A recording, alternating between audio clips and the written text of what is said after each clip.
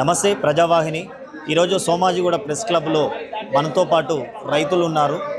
ఇక్కడ industrial aerial పేరుతోటి రైతుల భూములు గవర్నమెంట్ బలవంతంగా లాక్కుంటుందని చెప్పి ఇక్కడ ప్రెస్ మీట్ పెట్టడం జరిగింది. మనతో పాటు రైతులు ఉన్నారు.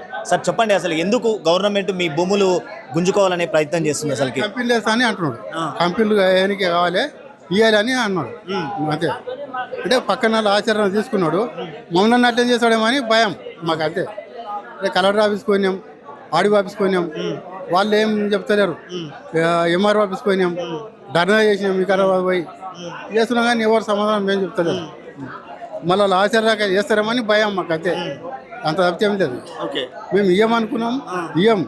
సచ్చినే పర్వాలేదు, వాళ్ళు మేము లాట్లు రాళ్ళు వేసుకొని కొడతాం, మళ్ళీ టుపాగా తీసుకొని కొట్టాం అని వస్తాం. ఏం చేస్తాం? ఇప్పుడు అక్కడ దాదాపు ఎన్ని ఎకరాల భూమి ఉన్నారు సార్ వాళ్ళు అక్కడ కబ్జా చేయడం? కబ్జా ఏమంటే ఇప్పుడు ఊళ్ళో ఎంత మంచి 2 ఎకరాలు 3 ఎకరాలు పడేదానికి 3 కొడుకులు, ఓనికి ఒక్కడు ఉన్నాడు, ఓనికి 4 ఉన్నారు. ఇట్లా ఎత్తుకో ఎకరాన్నర అంతే, 2 ఎకరాలు మా అంటే తప్పే ఎక్కలేదు. ఇప్పుడు అక్కడ ఎమ్మెల్యే స్పందన ఎలా ఉంది సార్? మరి అన్ని భూములు గుంజుకుంటారని చెప్పి ఎమ్మెల్యే చెయ్యి రామ్మోహన్ రెడ్డి అని ఉంటాడు. ఎమ్మెల్యే చెయ్యి, ఎమ్మెల్యే ముఖ్యమంత్రి కన్సల్ట్ అయ్యే ఈ పనులు అవుతున్నాయి. మరి అధికారులు ఏమంటారు? ఇప్పుడు ఎవరు మన కలెక్టర్ అయినా పైన ఎంఆర్ఓ అయినా వాళ్ళందరూ కలెక్టర్లు ఏం హామీ ఇస్తలేరు. వాళ్ళు పోయినాం, ధర్నా చేసినాం, కవిత కూడా వచ్చింది, మాట్లాడినాం, కానీ వచ్చి ఏం చెప్పలే, ఏం చెప్పుకోలేదు అసలు. ఎందుకు మరి రైతులు భూములు గుంజుకోవడం అసలు గవర్నమెంట్ మరి ఏమనుకున్నారేమో, బెరిచి దొబ్బుకుందాం అన్నట్టు ఉద్దేశం ఉండదు అలా. దానివల్ల ఇక మేము ఏం చెప్తాము, మేము ఏమనేది పద్ధతి ఒకటేమో. మాకు బతుకు లేదు సార్, మేము అది తప్పితే ఏముండదు, మాకు ఏం లేదు. ఓ కూలి చేయడానికి ఇవ్వడంగా రాదు. ఏం చెప్పాలనుకుంటారు మీరు? మేము ఇవ్వమని చెప్తాం అంతే.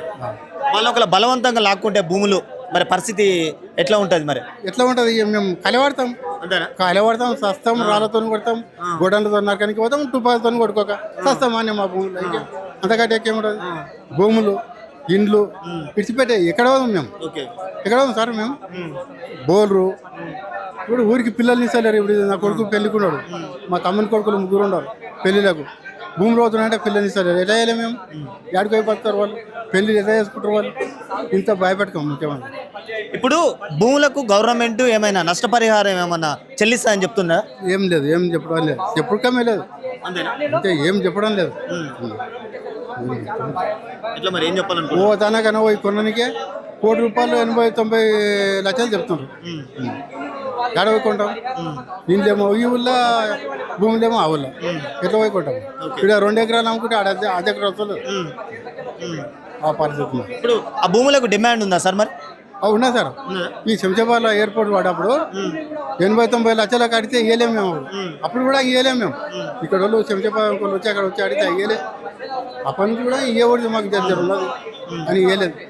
ఇప్పుడు గవర్నమెంట్కు మీరు, అధికారులకు గవర్నమెంట్కు మీరు ఏం చెప్పాలనుకుంటున్నారు? మేము ఇవ్వం సార్, మా భూముల మీద కన్ను పెట్టకుండా. మేము రైతులం ఉంటేనే మేము 360 జీవజంతువులు నడుపుతాం. మేము కుక్క, మేక, దూడ, గొరియ, చీమ, పనోళ్ళు, అమ్మలోళ్ళు, రశ్మిలోళ్ళు, మళ్ళీ దందాలు చేసేటోళ్ళు, ఇంతమంది పోతారు. మేము పంటలు పండిస్తే మేము భూమి ఇవ్వమంటే చెప్తాం.